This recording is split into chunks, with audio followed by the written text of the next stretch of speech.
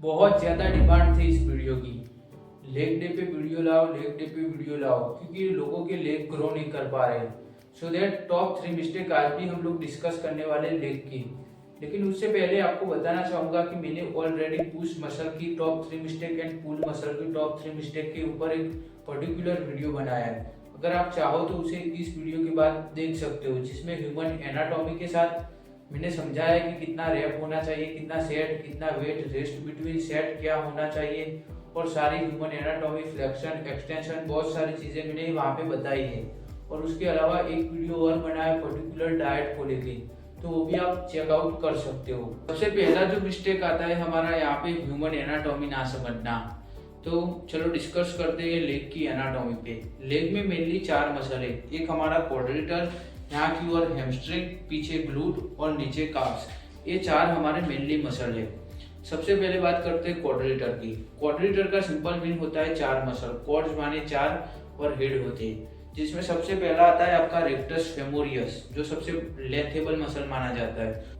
उसके आसपास में वेस्टस मीडियालिस, वेस्टस लेटरालिस और वेस्टस इंटरमीडियालिस मसल्स होते हैं। बात करते हैं क्वाड्स का फंक्शन क्या है, तो एक्सटेंशन करना। मैंने पुश वाले वीडियो में भी आपको बताया था कि एक्सटेंशन क्या होता है। अपने पैरों को सीधा करना काम है क्वाड्रिलेटर का। दूसरा मसल है हमारा यहाँ पीछे की साइड हैमस्ट्रिंग, जिसमें होता है बाइसेप फेमोरियस, सेमी टेंडोनियस, सेमी मेम्ब्रेनस।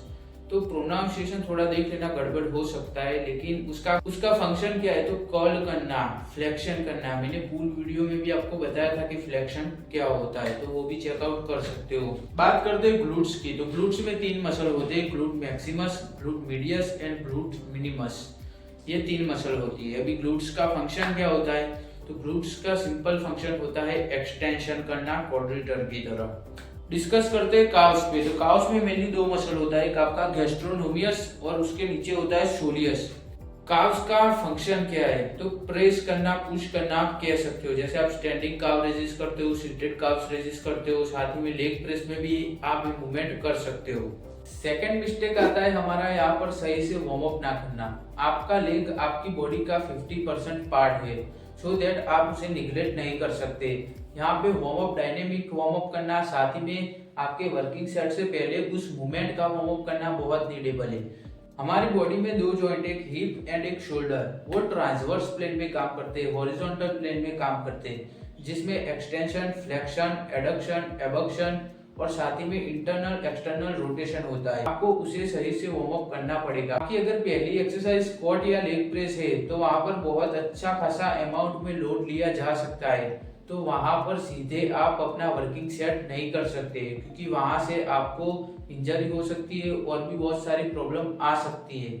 तो सही से वार्म अप करना बहुत नीडेबल है। लेग डे के दिन डायनेमिक वार्म अप करना बहुत इंपॉर्टेंट है, जिससे आपका इरेक्टर स्पाइन, ट्रेपेजियस, बहुत सारे ऐसे मसल ग्रुप है जो अगर वार्म अप नहीं है तो आपको स्क्वाट में इंजरी हो सकती है। तो आपको डायनेमिक वार्म अप करना बहुत नीडेबल है, पर्टिकुलर लेग डे के दिन। थर्ड मिस्टेक आता है हमारा वर्कआउट स्प्लिट और एक्सरसाइज सिलेक्शन गलत होना।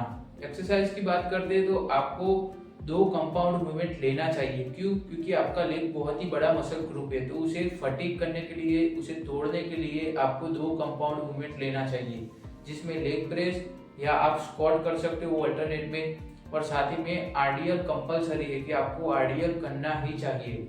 सारी कंपाउंड मूवमेंट में आपके बहुत सारे मसल ग्रुप ऐसे जो छूट जाते, इफेक्टिवली ट्रेन नहीं हो पाते। तो जैसे क्वाड्रिलेटर में बात की जाए तो रेक्टस फेमोरियस, वो आपका स्क्वाटिंग मूवमेंट में ट्रेन नहीं होता, तो उसे अलग से आपको लेग एक्सटेंशन करके ट्रेन करना पड़ता है। इसी तरह आरडीएल में भी आपका पूरा हैमस्ट्रिंग ट्रेन हो जाता है, लेकिन फिर भी सीटेड लेग कर्ल करना एक अच्छा ऑप्शन रहेगा। तो आपको 2 कंपाउंड एंड 2 आइसोलेशन मूवमेंट लेनी है।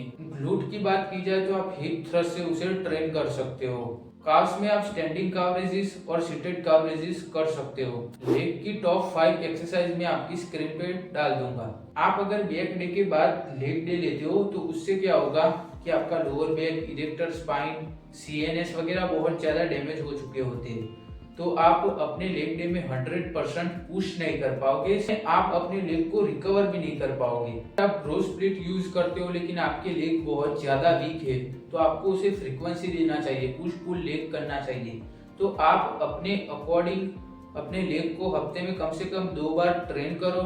साथ ही में अच्छा खासा इंटेंसिटी ऐसा अपना वर्कआउट स्प्लिट बनाओ जिसमें आप लेग को 100% पुश कर पाओ, साथ ही में 100% रिकवर कर पाओ। ऐसा स्प्लिट आप बना सकते हो। यहाँ तक आ चुके हो तो एक बोनस भी लेते जाओ। नीचे डिस्क्रिप्शन में एक्सेल फाइल दे रहा हूँ जिसमें आपको आपका खुद का वर्कआउट प्लान मिल जाएगा, लेकिन उसे समझने के लिए आपको पुश डे वाली मिस्टेक एंड पुल डे वाली मिस्टेक दोनों को ही समझना पड़ेगा, सो दैट आप उस एक्सेल फाइल को अच्छे से समझ पाओ एंड अपने अकॉर्डिंग आपका खुद का वर्कआउट प्लान बना पाओ। यहाँ पर मेरी मिस्टेक सीरीज पूरी हो चुकी है। अब आपको बताना है कि आपको क्या प्रॉब्लम आ रहा है आपकी हेल्थ बनाने में, बॉडी बनाने में, सो दैट मैं आपकी जरूर हेल्प करूंगा। अगर आप चाहो तो मुझे डीएम भी कर सकते हो अगर आपका कोई ऐसा क्वेश्चन है तो। क्वेश्चन हो तभी डीएम करना, वरना वहां पे ब्लॉक भी किए जा सकते हो। जो भी कंफ्यूजन हो वो नीचे कमेंट करना, उस पर हो सका तो वीडियो भी बनाऊंगा, साथ ही में आपके कमेंट का रिप्लाई भी करूंगा।